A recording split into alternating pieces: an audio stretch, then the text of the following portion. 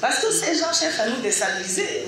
Vous allez aujourd'hui à Dakar, mais vous ne pouvez pas savoir, vous vous attrapez la tête quand les avocats de Hissène Habré parlent, nous insultent, nous traitent de tous les noms. Donc nous, notre détermination, c'est ça qui est notre force et qui fera que la défense, là, n'aura pas de fin.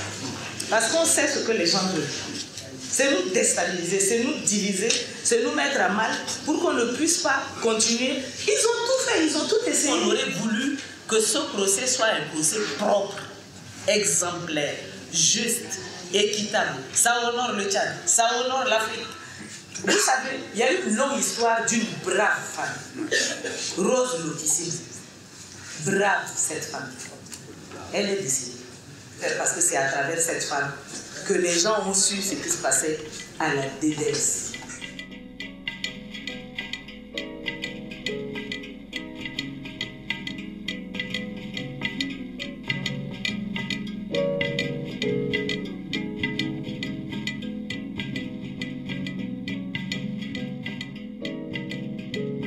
Hissène Habré était dictateur du Tchad de 1982 à 1990. Son régime, à parti unique, s'est démarqué par de constantes violations des droits de l'homme et par de vastes campagnes de violence. L'arme principale de la répression était sa police politique, la terrifiante DDS, la Direction de la documentation et de la sécurité, qui pratiquait la torture d'une manière systématique. À sa chute, Habré s'est réfugié au Sénégal, où il vit toujours. Le régime de Hissène Habré, c'est un régime de terreur. Il suffit que vous soyez une sœur d'un opposant ou une femme d'un opposant. Ou bien il suffit que votre voisin ne vous aime pas, va dire que non, celui-là, il n'est pas avec vous, il n'est pas avec votre régime, il est avec ceux qui sont en opposition à l'extérieur. Cela suffit pour que vous soyez arrêtés. Le résultat de notre enquête aussi, si vous voulez, nous avons estimé à 40 000 le nombre de morts. 40 000 le nombre de morts pendant les 8 ans de règne de Hissène Habré. Systématiquement, il tue d'abord. Il torture, sous prétexte de recueillir des informations. Ceux qui ont fui sont tous, ils sont avec qui les aide, tout ça. Bon, ils torturent et puis à la fin, ils éliminent, quoi. Ils éliminent. La Commission nationale d'enquête sur les crimes de Habré et les détournements, elle a été créée après la chute de Habré par les nouveaux dirigeants qui a mis sur pied cette commission pour faire la lumière sur les crimes et les détournements commis par Habré. Vous savez, Habré, lorsqu'il a fui, il n'a pas pu tout détruire. La nuit de sa sortie, il n'a pas pu l'amener avec lui. Il est allé, la nuit, il a traversé le fleuve pour aller de l'autre côté du Tchad, au Cameroun, à Kousséri. Et c'est le lendemain matin, vers 9h, 10h, qu'il a envoyé sa garde présidentielle pour venir chercher l'argent. Donc, les services de sécurité aussi, tout ce qu'ils recèlent comme documents, ni les agents, ni Habré n'ont pas eu le temps de mettre le feu dessus. Un jour, en 2001, avec mon collègue Olivier Berco de Human Rights Watch, on inspectionnait la sournoise prison souterraine d'Hissène Habré qui s'appelait la Piscine. Parce que c'était en fait une ancienne piscine de l'époque de la colonie française que Hissène Habré avait recouvert de dalles et il avait construit des cellules dans la piscine.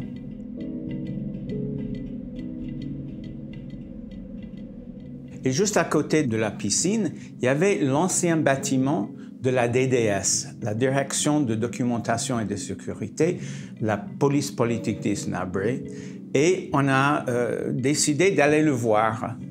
Et donc, dans cet ancien bâtiment qui était abandonné, on était étonnés de voir à travers plusieurs salles des dizaines de milliers de documents. Mais pas touché depuis des années, couvert d'une épaisse couche de poussière. Et on a commencé à regarder ces documents, on a vu que c'était des documents de la police politique, hein. Des listes des prisonniers, des rapports d'enquête, des listes journalières de personnes mortes en détention. Il y avait des dizaines de milliers de documents.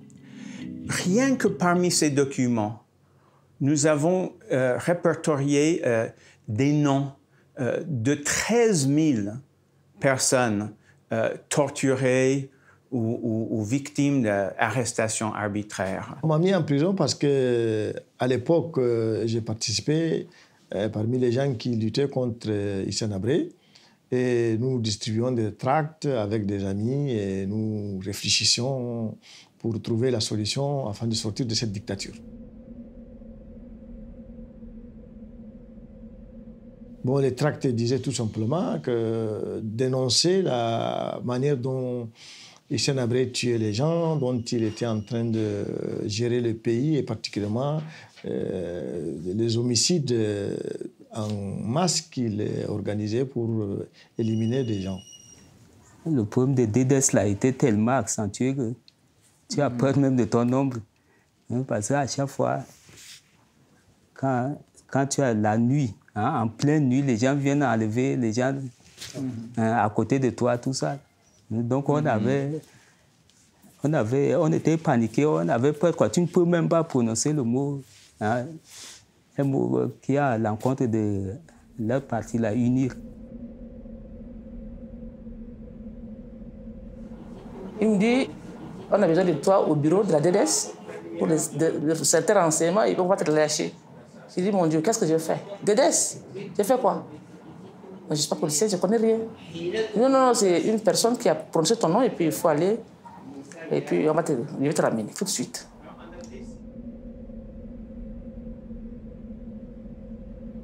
C'est comme ça, ils sont allés. Ils m'ont mis des fils électriques ici sur les seins. Sur l'autre. C'est là, un peu partout. Puis moi, j'évanouissais. Je ne savais plus ce qui s'est passé après moi.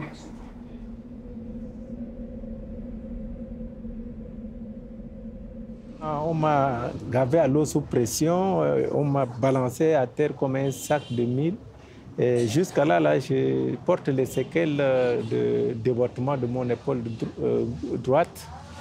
Et là même, j'avais eu des coups de savate au niveau du bassin.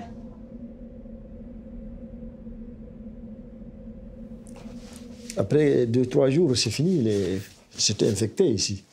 C'était bien infecté et puis ça fait déjà 20 ans. J'ai quelques traces quand même qu'il faut que je vous montre parce que c'était infecté. Toutes ces traces-là, c'est là encore. Ça fait 20 ans, 24 ans. L'aliment qu'on me donnait, je le mangeais comme un chien parce que je ne pouvais pas. J'étais presque paralysé. Après, quand on m'a amené au locaux, j'ai trouvé 5 femmes. Il y a une qui s'appelle Fatima Liman, elle est décédée. Il y a Achta Monique, il y a Rose, il y a Félicité, elle est décédée tout récemment, elle est devenue militaire aussi, et il y a Lydie. Et moi, j'étais la 6e.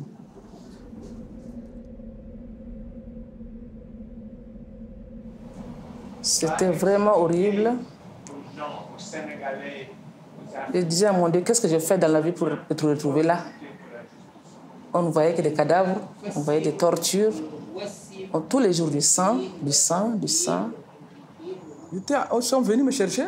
Moi, je dis, moi, avant, j'entendais documentation. Je dis, c'est le document. Je dis, documentation, là, c'est quoi?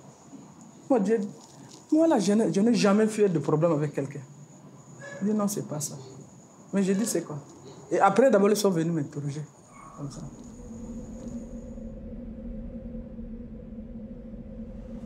Et moi, j'avais un enfant de 2 mois. Je suis partie avec ça. J'ai un bébé de 2 mois que je suis partie. On m'a amené ça avec ça là-bas. Je suis partie. Le bébé est mal à l'aise aussi. Le bébé est décédé. On amène quelqu'un, on le torture, on le bat, il pleure comme un enfant, il pleure, il crie. Il crie. Après, on le fout dans les cellules, on le ferme. Au niveau du locaux, on venait sortir les gens la nuit pour aller les exécuter. Et les cellules sont hermétiquement fermées. On sortait que les...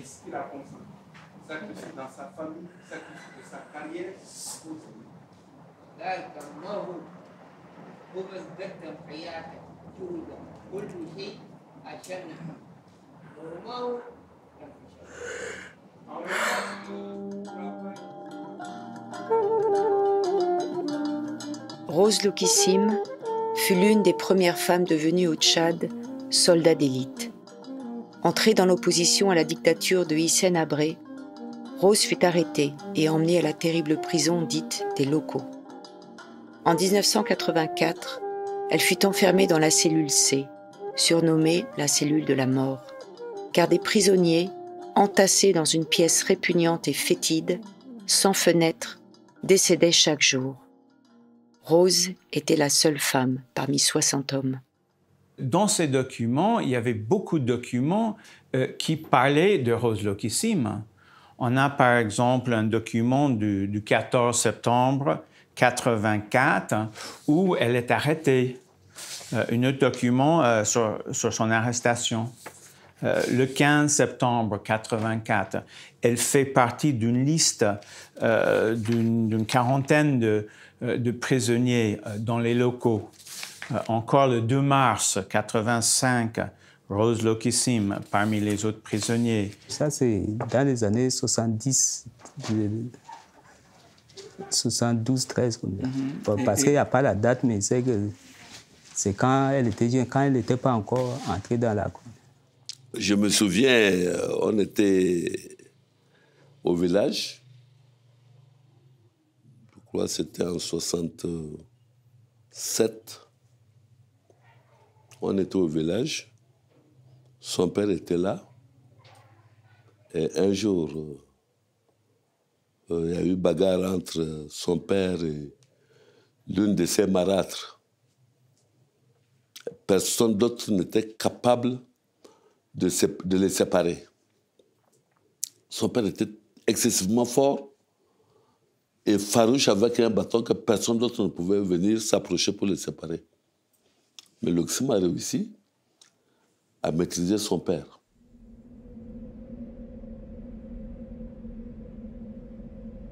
Bon, Rose est une brave femme. Quand on la torture, on la demande, on la ligote, on la chicote, elle ne bouge même pas. Elle est très brave, elle est très courageuse. Et même si elle vient après sa torture, elle vient, elle cause normalement avec nous. Comme elle n'a rien vu. Comme elle n'a rien vu. Une bonne femme portante. Avec les hommes, pendant 8 mois. 8 mois avec les hommes, d'abord, on l'a enlevée, elle est venue, elle est restée avec nous, les femmes. Encore, le directeur là est venu, il a dit non, cette femme-là, ce n'est pas une femme. Cette fille-là, vous allez voir. On l'a ramenée encore avec les hommes. C'est la seule femme avec les hommes. Mais... Il l'a vue comme ça, il a peur. Il dit que vraiment, cette femme-là, elle va se sauver la nuit ou bien parfois elle va sauter les murs ou quoi. Il est parti dire aux gens de la DD, est-ce que cette femme-là, elle va un jour se fuir? Donc, ils l'ont transférée avec les hommes à la cellule C. Une seule femme avec les hommes. Après 8 mois, Rose, encore, on l'a amenée avec nous. Une femme très sale, piquante, avec des poux partout. Les cheveux là, crépus. Donc, on est parti chauffer de l'eau avec les nimiers là. On est parti laver la tête là. La tête là, les poux là, c'est comme ça. Hein. On les ramasse comme ça. Elle est sale, on fait la saleté là avec le couteau, comme ça. Rose, c'est une femme brave. Elle sort le matin, on le fait sortir pour aller jeter les caca là. Elle sort gaillardement, comme un homme comme ça. Elle sort, ça ne dit rien. Rose. Très courageuse, Rose. Rose était très courageuse. Elle n'avait pas tort. Parce qu'elle était déjà une combattante. Elle savait la lutte qu'elle faisait. Elle avait déjà une philosophie dans sa tête. Comme elle s'est dit qu'elle n'aime pas ce régime, elle l'a fait jusqu'à ce qu'elle finisse avec ce régime. Une femme qui ne voulait pas du mal du mal, quand elle ne voulait pas voir les gens souffrir. Rose était cette femme-là qui nous disait « tenez fort jusqu'à ce que nous puissions sortir de cette prison et c'est nous qui allons changer, n'est-ce pas, le cours des choses dans ce pays. »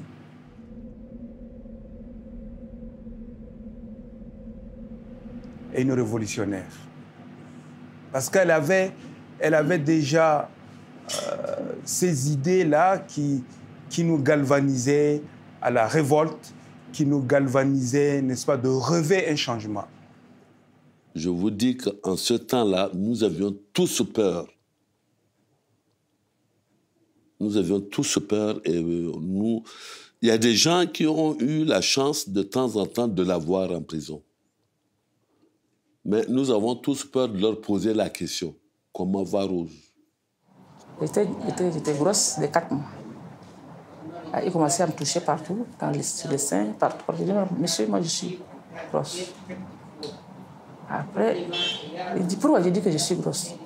Et il continue à me menacer. On partageait notre petit coin ensemble, mangeait de mauvaises choses ensemble. Donc c'est une sœur pour moi. Elle n'est pas une amie, c'est une sœur. Rose, bon, elle c'est une brave femme. C'est elle qui m'aidait à coucher. C'est elle qui prenait le bébé pleure, moi je pleure, elle pleure, tout le monde pleure. J'ai accouché. C'est elle qui m'a accouché d'ailleurs. C'est elle qui m'aidait à faire ce bébé. C'est elle qui s'occupait de cet enfant. Parce qu'on dormait presque en sol.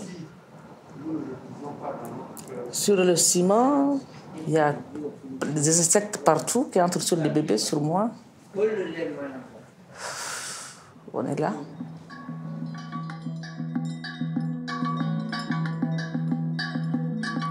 Résistante, indomptable, courageuse, grave, forte, toujours prête à aider, parfois intransigeante.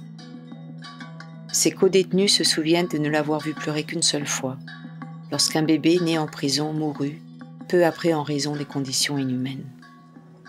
Elle était forte, c'est ça, ils ont peur d'elle là. Elle a peur de personne. Elle était en vie là. Chaque fois, elle parlait de ça. Elle disait, moi je sors de la prison, je ne meurs pas là. On ne lui dit pas ça, c'est une femme, non, tu attends ça, c'est pas le travail de femme. On ne dit jamais ça là à Rose. Elle fait comme les hommes sont en train de faire. Elle a créé son principe de vie. Elle est de mon ethnie, mais on ne se connaît jamais. Mais c'est à l'issue qu'on se connaît. Pendant qu'elle se confiait à moi, elle me disait que vraiment c'est un régime qu'elle ne pourra jamais se soumettre. C'est un régime qu'elle ne peut jamais accepter. Non, c'est une femme extrêmement courageuse. Et il y en a eu des hommes et des femmes courageux détenus par Habré et qui savent que leur sort, c'est la mort. Et je suis fasciné par les déclarations de cette dame, Rose Lukussim. Elle, un jour, il y avait parmi les chefs qui étaient venus nous visiter, il y a un, il s'appelle Bichara Chaïbo. On a dit qu'on n'a pas... On est très sale, on peut au moins se laver. Il est sorti, il a pris sa voiture, il est parti, il nous a ramené. Je me rappelle plus, c'est 10 ou 15 paquets de mots. Et ce paquet-là, on déchirait, on écrivait les chants de victoire pour chanter. Et elle prenait ça, elle écrivait tout ce qu'elle voyait. Tout ce qu'elle voyait dans la prison. On t'amène aujourd'hui, on t'amène maintenant, on t'amène à 10h, à 11h, à 20h, à 1h du matin, elle écrit. Tu sois musulman, chrétien, elle écrit tout ce qu'on fait de toi, et on dit tu meurs, tout ça, elle note. Et par curiosité, moi je voyais, elle ne veut pas que quelqu'un voie ça. Elle écrivait, elle prenait le nom des gens, les responsables qui sont torturés, on les a tués là-bas, les autorités là. Elle prenait leur nom, tout pour amener. Pour sortir, pour donner aux parents. Ça, c'est après notre libération que Rose, ils ont trouvé qu'elle a écrit, quoi.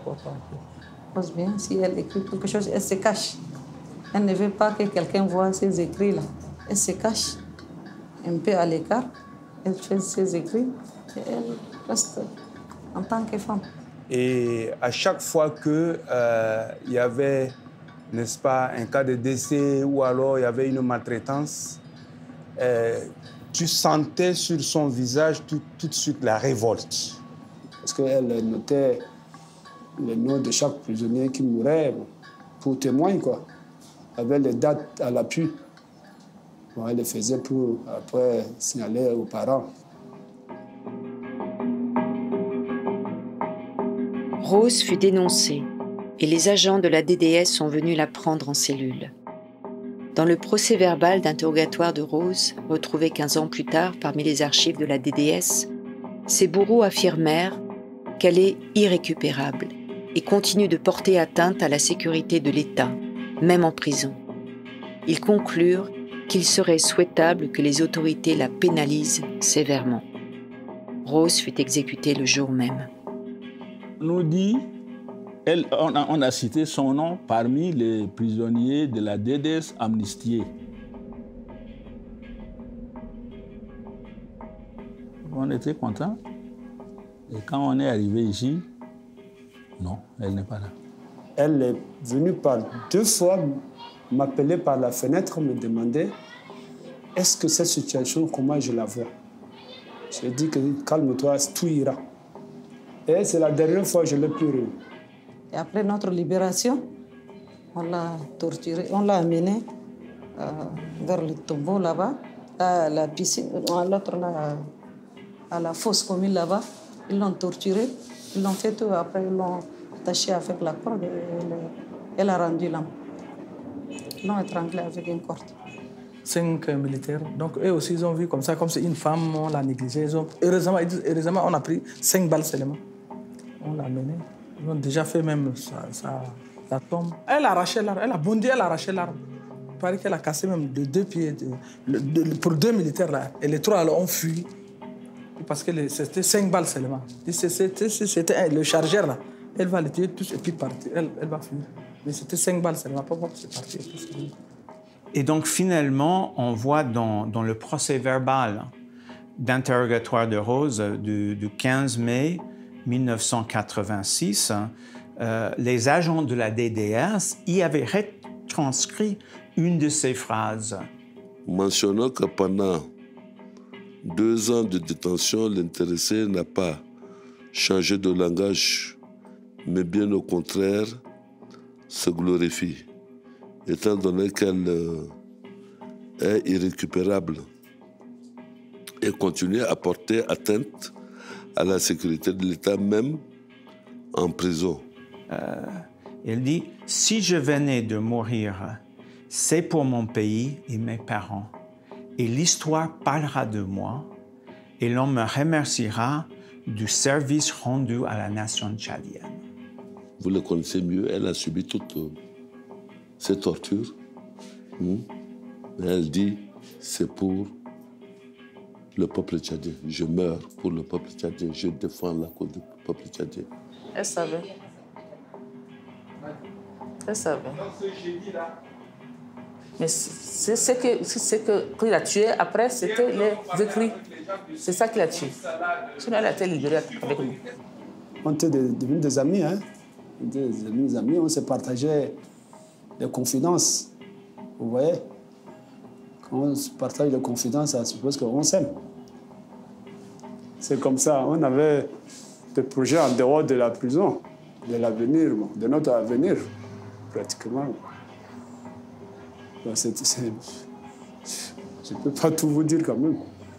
Les services de la DDS mentionnent que Lokissim Rose, dans sa lettre à Jimtolum Maïmos, prouve qu'elle brave courageusement la prison car elle dit que sa cause est juste, qu'elle a fait cela parce que la nation tchadienne l'en appelle. Elle affirme que même si elle doit mourir au cachot, elle ne regrette pas car le Tchad la remerciera et l'histoire en parlera d'elle.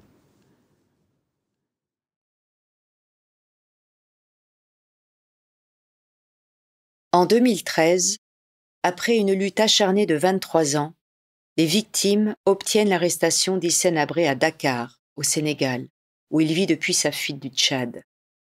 Pour la première fois, un tribunal créé par l'Union africaine inculpe un ancien chef d'État de crimes contre l'humanité, torture et crimes de guerre. Plus de 2400 victimes se constituent partie civile pour ce procès historique. Pour moi, c'est très important parce qu'en fait, aujourd'hui, les hommes, il y a des gens encore qui pensent que Hissène Habré est bien. Et ces gens-là, il faut qu'ils voient comment on juge Hissène Habré et comment le monde tout entier, et en particulier les Tchadiens, et qu'il est jugé, il va faire une prison de telle ou telle, mais là, il est jugé. Le procès Habré, nous en sommes beaucoup. Il y a des victimes. Il y a des victimes au Tchad, des victimes vivantes, qui veulent voir qu'est-ce que la justice, c'est la justice sénégalaise qui va juger. Hein? Quelle est la décision que la justice va donner? Tout ce qu'Habré a fait. Mais nous, on attend ça, qu'on doit les juger. On attend, même si on amène ici au Tchad, on veut qu'on l'amène, on le juge. Même si c'est au Sénégal, nous sommes d'accord parce qu'on est là. Maintenant, il y a beaucoup de victimes qui sont en train de partir. Tous les victimes sont morts. Mais on ne continue pas à rester comme ça chaque fois. Et là, on trouve une solution. Beaucoup de victimes qui sont mortes. Beaucoup. Il faut que ça soit vite. Sinon, là, tu as vu comment. De ce jugement, on attend vraiment que la justice soit faite. Les méfaits qui font qu'Habré serait condamné, parce que moi je travaille aux archives, c'est pas que quelqu'un, c'est pas nous allons non seulement parler pour dire que tu as fait ça, parce qu'il y a des documents qui sont là. Il sera jugé. Il sera jugé. Il est déjà inculpé, on a déjà amené au tribunal 2 fois, donc moi j'ai l'espoir qu'il sera jugé. Pour le Tchad, plus particulièrement pour tout le Tchad, et puis pour toute l'Afrique. Ok, pour le peuple sénégalais, je pense qu'ils auront gagné devant l'humanité s'ils jugent normalement Hissène Habré. Et je les remercie déjà, je les félicite pour accepter d'engager cette lutte pour juger Hissène Habré, qui est un tueur du monde entier, parce qu'il n'a pas tué que des Tchadiens. Il a tué aussi des Sénégalais, il a tué d'autres nations, d'autres nationalités. Donc, juger Hissène Habré, c'est vraiment juger un homme qui a fait du mal au monde entier, à l'humanité.